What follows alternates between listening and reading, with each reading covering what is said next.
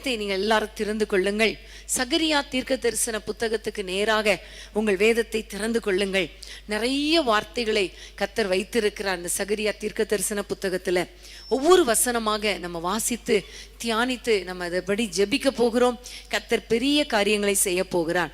சகரியா 2ஆம் அதிகாரம் 7-8 வசனத்தின் முதல் பகுதி வரைக்கும் நம்ம வாசிக்க கேட்போம். சகரியா 2:7-8. பாபிலோன் குமாரத்தினிடத்தில் குடியிருக்கிற சீயோனே, உன்னை விடுவித்துக்கொள், பிற்பாடு மகிமை உண்டாகும் என்று சேனைகளின் கர்த்தர் சொல்லுகிறார். ஆமென். பாபிலோன் குமாரத்தினிடத்தில் குடியிருக்கிற சீயோனே, உன்னை விடுவித்துக்கொள். நம் ஒவ்வொருவரையும் பார்த்து ஆண்டவர் என்ன சொல்லுகிறார் தெரியுமா? நம்ம சீயோன் குமாரத்தி, சீயோன் குமாரத்தி தான். நம்ம ஒவ்வொருவருமே சீயோன் குமாரத்திகள். ஆனால் அநேக நேரங்களில நம்ம இருக்கிற இடம் தான் சரியில்லை, நம்ம செய்கிற காரியம் சரியில்லை. அதனால தான் நம்முடைய வாழ்க்கையில ஒரு மகிமை இல்லை, நம்முடைய வாழ்க்கையில ஒரு விடுதலை இல்லை, நம்முடைய வாழ்க்கையில ஒரு அற்புதம் இல்லை. இன்னைக்கு நம்ம ஆண்டவரை பார்த்து ஆண்டவர் சொல்லுகிற வசனத்தின்படி நம்ம எல்லாரும் நம்மை நாமே விடுவித்து கொள்ளணும். ஒரு பக்கம் நம்மை விடுவித்து கொள்ளணும், இன்னொரு பக்கம் நீங்க வசனத்தை திருப்பிக் கொள்ளுங்கள். 9ஆம் அதிகாரம் 11ஆம் வசனம். 9-11. உனக்கு நான் சொல்வது என்னவென்றால், தண்ணீர் இல்லாத குழியிலே அடைப்பட்டிருக்கிற உன்னுடையவர்களை நான் உன் உடன்படிக்கையின் இரத்தத்தினாலே விடுதலை பண்ணுவேன். ஆமென். இந்த வசனத்தை பார்க்கிறோம். தண்ணீர் இல்லாத குழியிலே அடைப்பட்டிருக்கிற உன்னுடையவர்களை உடன்படிக்கையின் இரத்தத்தினாலே விடுதலை பண்ணுவேன். பிரியமானவர்களே, ஒரு பக்கம் நம்மை நாமே விடுவித்து கொள்ளணும், இன்னொரு பக்கம் ஆண்டவர் நம்முடைய பிள்ளைகளை, நம்முடைய குடும்பத்தினரை, அடைப்பட்டிருக்கிறவர்களை விடுதலை பண்ணுவார். எல்லாரும் கைகளை உயர்த்தி நம்ம ஜெபிக்க போறோம். ஏன்னா விடுவிக்கப்பட்டால் தான் மகிமை உண்டாகும். ஒன்று நம்மை நாமே விடுவிக்கணும், ரெண்டாவது ஆண்டவர் நம்முடைய பிள்ளைகளை விடுதலை பண்ணும்படி ஆண்டவருடைய கரத்தில் ஒப்பு கொடுக்கணும். அப்படி நாமும் விடுவிக்கப்பட்டு குடும்பத்தினர் விடுவிக்கப்பட்டால் கண்டிப்பா நம்முடைய வாழ்க்கையில மகிமையா இருக்குமே, நம்முடைய குடும்பத்துல அற்புதங்கள் நடக்குமே. ஆகவே எல்லாரும் கைகளை உயர்த்தி இன்றைக்கு பாவ அடிமைத்தனத்தில் இருக்கிற ஒவ்வொரு பிள்ளைகளையும் கர்த்தர் விடுவிக்கும்படி நம்ம எல்லாரும் ஜெபிக்க போறோம். அன்பின் ஆண்டவரே, உம்மை நன்றியோடு நாங்கள் துதிக்கிறோம், உம்மை ஸ்தோத்திரிக்கிறோம். இயேசுவின் நாமத்தினாலே நாங்கள் ஜெபிக்கிறோம். அப்பா, உம்முடைய பிள்ளைகள் வாழ்க்கையில கர்த்தாவே நீர் ஆச்சரியமான காரியங்களை செய்வீராக. யார் யாரெல்லாம் ஆண்டவரே ஒருவேளை பேக் ஸ்லைடிங்குள்ளே போயிருந்தால், அல்லது ஆண்டவரே தவறான ஃப்ரெண்ட்ஷிப்ல இருந்திருந்தால், எப்படி அன்றைக்கு சீயோன் பாபிலோன் குமாரத்தின் இடத்துல குடியிருந்ததோ அதே போல யாராவது தவறான உறவுகளில் சிக்கி இருந்தால், தவறான பழக்க வழக்கங்கள்ல சிக்கி இருந்தால், இப்பொழுது உம்முடைய வல்லமிழ கரம் அவர்களை தொடட்டும் ராஜா. அவர்கள் குடும்பங்களை தொடுவீராக. கர்த்தர் ஆச்சரியமான காரியங்களை செய்வீராக. அனுகூலமான வாசல்களை கர்த்தர் திறப்பீராக என்று நாங்கள் ஜெபிக்கிறோம், பாரத்தோடு ஜெபிக்கிறோம். அப்பா, இயேசு என்ற நாமத்தினாலே அப்பா, தண்ணீர் இல்லாத குழியில அடைக்கப்பட்டிருக்கிறவங்களை உம்முடைய விடுதலையின் ரத்தத்தினால ஆண்டவரை நீர் விடுதலை பண்ணுவீராக. இப்பொழுது ஒரு சொட்டு ரத்தம் எங்கள் குடும்பங்களில் இருக்கிற அத்தனை பேர் மேலும் விழட்டும் ஐயா. யார் யார் பாவ அடிமைத்தனத்தில் இருக்கிறாங்களோ, யார் யார் பிசாசின் பிடியில சிக்கி இருக்கிறாங்களோ, இப்பொழுது அவர்கள் மேல ஒரு துளி ரத்தம் விழட்டும் அப்பா. அற்புதம் செய்வீராக, அதிசயங்களை காண பண்ணுவீராக. உம்முடைய கரத்திலே தாழ்த்தி ஒப்பு கொடுக்கிறேன் அப்பா. பெரிய காரியங்களை செய்வீராக. சிலர் ஒருவேளை நினைக்கலாம், என்னால் இந்த பாவத்திலிருந்து விடுபட முடியல, நான் விரும்புகிறேன், இதை விட்டுறணும்னு விரும்புகிறேன், அதை விட்டுறணும்னு விரும்புகிறேன், ஆனா என்னால முடியலே நினைக்கிறவங்களுக்கு கர்த்தர் விடுதலை கொடுத்து அற்புதத்தை செய்வீராக. கிருபைக்கு ஒப்பு கொடுக்கிறோம். எங்கள் ஜெபங்களை கேட்டு விடுதலை பண்ணி மகிமையான காரியங்களை எங்கள் குடும்பங்களிலே செய்ய போகிறபடியா உமக்கு நன்றி செலுத்துகிறோம். இயேசுவின் நாமத்தில் பிதாவே, ஆமேன், ஆமேன். சாத்தானின் மேல் அதிகாரம் தந்ததே இயேசுவின் நாமமே. சாத்தானின் மேல் அதிகாரம் தந்ததே இயேசுவின் நாமமே. சத்து கோட்டைகளை இயேசுவின் நாமமே. சத்ரு கோட்டைகளை நிறுத்திட்டது இயேசுவின் நாமமே. இயேசு நாமமே ஜெயம் ஜெயமே. சாத்தானின் சக்தி ஒன்றுமில்லையே. இயேசு நாமமே ஜெயம் ஜெயமே. சாத்தானின் சக்தி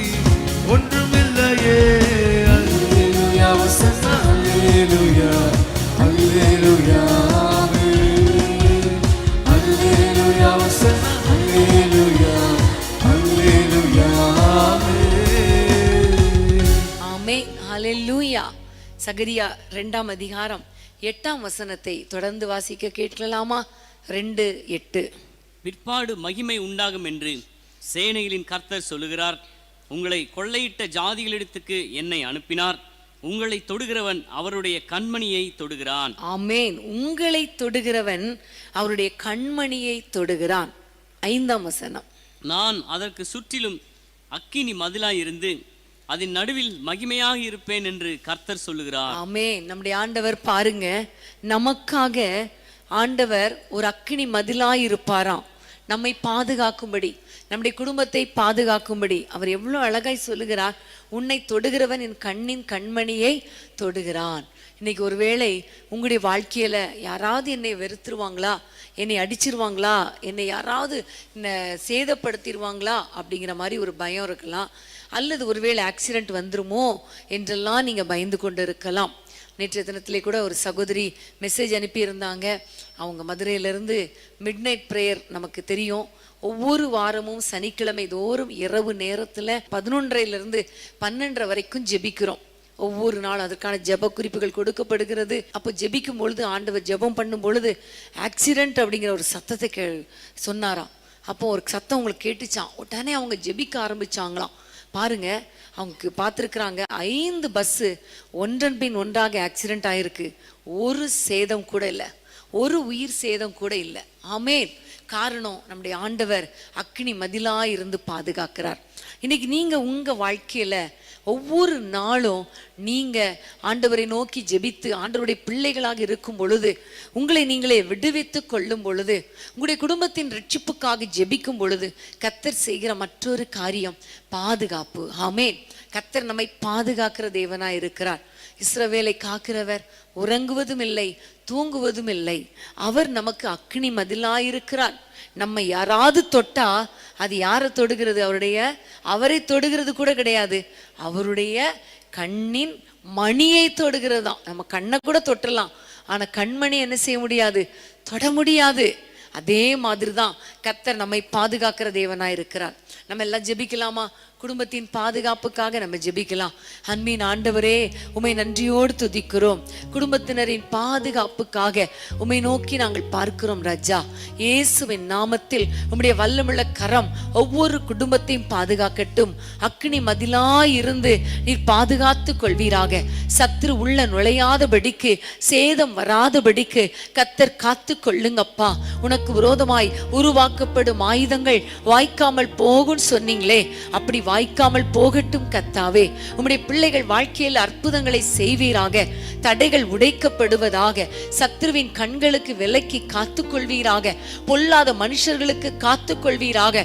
ஆண்டவரே, தீமைக்கும் ஆண்டவரே ஆபத்துக்கும் இக்கட்டுகளுக்கும் நம்முடைய பிள்ளைகளை விலக்கி காத்துக்கொள்வீராக. குறிப்பாக விபத்துகளை தூண்டுகிற ஆவிகள், தற்கொலை எண்ணங்கள், கொலை ஆண்டவரே முயற்சி ஆவிகள், இவற்றுக்கு நம்முடைய பிள்ளைகளை விடுதலையாக்குவீராக, பாதுகாத்து கொள்வீராக. எந்த சேதமும் நம்முடைய பிள்ளைகளை அணுகக்கூடாது ராஜா.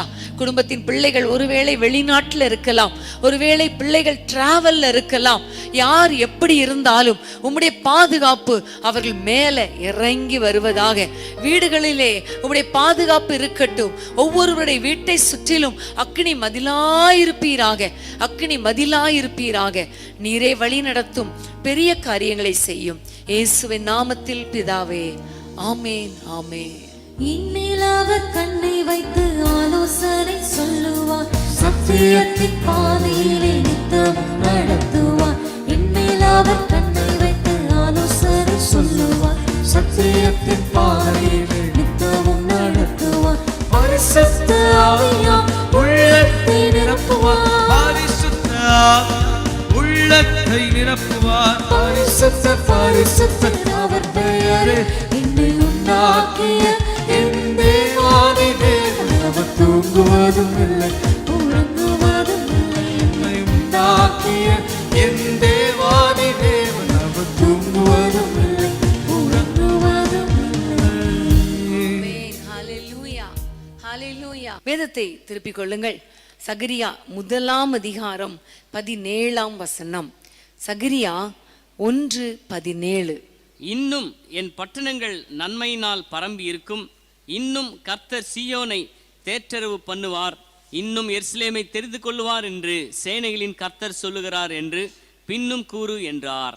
ஆமென். இன்னும் என் பட்டணம் நன்மையினால் பரம்பி இருக்கும். இன்னும் என் பட்டணம் நன்மையினால் பரம்பி இருக்கும் என்று ஆண்டவர் சொல்லுகிறார். ஹல்லேலூயா. பட்டணம் நன்மையினால என்று சொல்லும் பொழுது அது ப்ராஸ்பரிட்டியை குறிக்கிறது. அது மாத்திரமல்ல, நமக்கு தேவையான அத்தனை நன்மைகளையும் குறிக்கிறது. குடும்ப வாழ்க்கைக்கு தேவையான நன்மைகளை குறிக்கிறது. இன்னும் நீங்க வேதத்தை திருப்பிக் கொள்ளுங்கள். சகரியா 9ஆம் அதிகாரம் 12ஆம் வசனத்தை வாசிப்போம். சகரியா 9:12. நம்பிக்கையுடைய சிறைகளே, அரணுக்கு திரும்புங்கள், இரட்டிப்பான நன்மையை தருவேன், இன்றைக்கே தருவேன். ஆமென். இரட்டிப்பான நன்மையை தருவேன், இன்றைக்கே தருவேன். ஹல்லேலூயா. அப்ப ஆண்டவர் நமக்கு நன்மைகளை கொடுக்கிற தேவனா இருக்கிறார். நன்மையை நம் வாழ்க்கையில கட்டளையிடுகிற தேவனா இருக்கிறார். நம் ஆண்டவரை நோக்கி பார்க்கும் பொழுது, ஆண்டவர் அண்டை திரும்பும் பொழுது கர்த்தர் இரட்டிப்பான நன்மையை தருவேன் என்று சொல்லுகிறாரே. இன்றைக்கு நம்ம எல்லாரும் ஆண்டவரை நோக்கி, அப்பா என் குடும்பத்துல இரட்டிப்பான நன்மைகளை நீங்க கொடுங்க என்று சொல்லி ஆண்டவரை நோக்கி நம்ம பார்க்க போகிறோம். எல்லாரும் கைகளை உயர்த்தி ஜெபிக்கலாமா? ஹல்லேலூயா. ஒரு விசுவாசத்தோடு ஜெபம் பண்ணுங்க. உங்களுக்கு என்ன நன்மை தேவை, என்ன நன்மை வேண்டும், இதை இப்ப ஆண்டவரிடத்துல கேளுங்க. ஆண்டவர் தருவேன்னு சொல்லி இருக்கிறாரே, இன்னும் தருவேன், இன்னும் என் பட்டணம் நன்மையினால் நிரம்பி இருக்குன்னு சொல்லி இருக்கிறாரே. நம்ம குடும்பத்தை சுற்றிலும் நம்முடைய குடும்பத்திலும் கர்த்தர் நன்மையை கட்டளையிட போகிறார். ஹல்லேலூயா. விசுவாசத்தோடு நம்பிக்கையோடு திரும்புங்க. கர்த்தர் பெரிய காரியங்களை செய்ய போகிறார். ஜெபிக்கலாமா?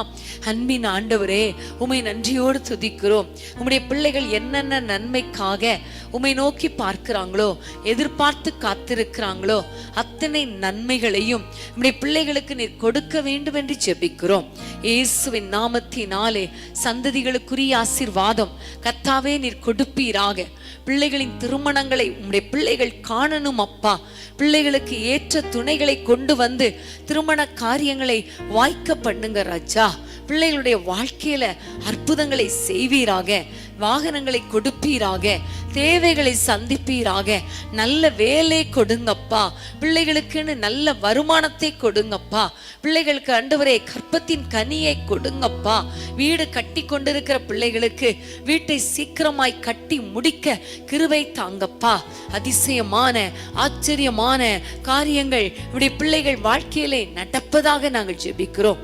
உம்மையே நம்பி இருக்கிற பிள்ளைகள் ஒருபோது வெட்கப்பட்டு போக கூடாது. கர்த்தர் மனம் இறங்குவீராக, அற்புதங்களை செய்வீராக, அதிசயங்களை காண பண்ணுவீராக. சந்ததிகளுக்குரிய ஆசீர்வாதம், குடும்பத்துக்குரிய ஆசீர்வாதம் ஆண்டவரே எல்லாவற்றையும் கொடுத்து உம்முடைய பிள்ளைகளை சந்தோஷப்படுத்துவீராக. இவர்கள் விரும்புகிற நன்மை இவர்களை தேடி வருவதாக. இயேசுவின் நாமத்தில் பிதாவே, ஆமேன் ஆமேன். எனக்கு குறித்ததை நிறைவேற்றும் என் கர்த்தர் நல்லவர்.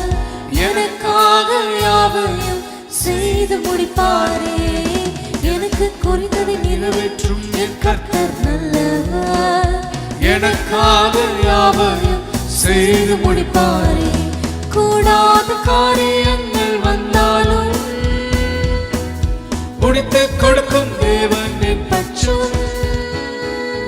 கூடாத காரியங்கள் வந்தாலும் முடித்து கொடுக்கும் தேவன் என் பட்சம். என் தேவனால் எல்லாம் கூடுமே, என் தேவனால் எல்லாம் கூடுமே. எனக்கு குறித்ததை நிறைவேற்றும் என் கர்த்தர் நல்லவர். எனக்காக யாவையும் செய்து முடிப்பாரே. எனக்கு குறித்ததை நிறைவேற்றும் என் கர்த்தர் நல்லவர். எனக்காக யாவையும் செய்து முடிப்பாரே. ஆமென். ஹல்லேலூயா. கர்த்தர் நல்லவர். நமக்குன்னு குறித்த அத்தனை நன்மைகளையும் கர்த்தர் நமக்கு கொடுக்க வல்லவராய் இருக்கிறார். ஆமென். ஹல்லேலூயா.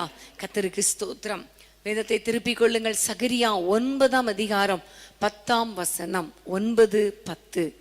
எப்ராயிமினின்று ரதங்களையும் எருசலேமினின்று குதிரைகளையும் அற்றுப்போக பண்ணுவேன். யுத்தவில்லும் இல்லாமல் போகும். அவர் ஜாதிகளுக்கு சமாதானம் கூறுவார். அவருடைய ஆளுகை ஒரு சமுத்திரம் தொடங்கி மறு சமுத்திரம் வரைக்கும் நதி தொடங்கி பூமியின் எல்லை பரியந்தமும் செல்லும். ஆமென், ஹalleluya. ஆண்டவர் இங்க சொல்லுகிற வார்த்தை பாருங்க, ரதங்களை குதிரைகளை அற்றுப்போக பண்ணுவேன், யுத்த வில் இல்லாமல் போகும், அவர் ஜாதிகளுக்கு சமாதானத்தை கூறுவார். ஆமென், ஹalleluya. பிரியமான தேவனுடைய பிள்ளைகளை, சமாதானம் இல்லாமல் இருக்கிறீங்களா? வீட்டுக்குள்ளே ஒரே சண்டை. எந்த குடும்பத்தை எடுத்தாலும் சண்டை இல்லாத குடும்பம் ஏதாவது இருக்கா? எல்லா குடும்பத்திலும் சண்டை தான். ஆனா பாருங்க, அப்பப்போ ஆண்டவர் சமாதானமாகும்படி சில குடும்பங்கள்ல செஞ்சிடறார். சில குடும்பங்கள்ல தொடர்ந்து சண்டை, தொடர்ந்து வாக்குவாதம், தொடர்ந்து போராட்டம், தொடர்ந்து யுத்தம், நெடுநாள் யுத்தம். இப்படி வேதனையோடு கூட இருக்கிறீங்களா? இன்றைக்கு கர்த்தர் நம்ம கொடுக்கிற வார்த்தை பார்த்தீங்களா? ஆண்டவர் ரதங்களை எல்லாவற்றையும் அற்றுப்போக பண்ணுவார், யுத்த வில்லும் இல்லாமல் போகும். சங்கீதத்துல ஏற்கனவே நம்ம தொடர்ந்து ஜெபம் பண்ணி இருக்கிறோம். கர்த்தர் வில்லை முறிக்கிறார், ஈட்டியை முறிக்கிறார், ரதங்களை நெருப்பினால் சுட்டெரிக்கிறார் என்று நம்ம பார்க்கிறோம் இல்லையா? யுத்தங்கள் அமைதியாகும்படி கர்த்தர் கிருபை பாராட்டுகிறார், யுத்தங்கள் ஓயும்படி செய்கிறார், ஒரு இளைப்பாறுதலை கொடுக்கிறார் என்றெல்லாம் நம்ம வசனத்துல வாசிக்கிறோம். வாக்கு தத்தங்களை கொடுத்திருக்கிறார். ஆனா ஏன் இன்னும் யுத்தம்னா, நம்ம இந்த வாக்கு தத்தத்தை பிடித்து ஜெபிக்கிறது இல்லை. இன்னைக்கு நம்ம பிடித்து ஜெபிக்க போறோம். ஆண்டவரே, நீங்க குதிரைகளையும் ரதங்களையும் அற்றுப்போக பண்ணுவேன், குடும்பங்களில் சமாதானத்தை கூறுவேன், யுத்தம் இல்லாமல் போகும்னு சொன்னீங்களே, இந்த வசனத்தின் படி நீங்க எங்கள் குடும்பத்தை ஆளுகை செய்யுங்க. அந்த வசனம் சொல்லுகிறது, கர்த்தருடைய ஆளுகை இருக்கும், கர்த்தருடைய ஆளுகை இருக்கும். எங்களுடைய குடும்பத்துக்குள்ள சாத்த ஆளுகை செய்யக்கூடாது, எங்களுடைய குடும்பத்துக்குள்ள யுத்தம் இருக்கக்கூடாது. நீங்க ஆளுகை செய்து எங்கள் குடும்பங்களை ஆசீர்வதிங்கப்பா என்று சொல்லி எல்லாரும் ஜெபம் பண்ண போறோம். எத்தனை குடும்பங்களிலே எவ்வளவு போராட்டங்கள், கணவன் மனைவிக்கிடையே, பெற்றோர் பிள்ளைகளுக்கிடையே, மாமனார் மாமியார் மருமகள் மருமகனுக்கிடையே எத்தனையோ போராட்டங்கள் அல்லவா? இன்றைக்கு அப்படிப்பட்ட போராட்டங்களோடு கூட நீங்க இருப்பீர்களே, ஆனால் இப்ப நீங்க கையை உயர்த்தி ஜெபம் பண்ணிருங்க.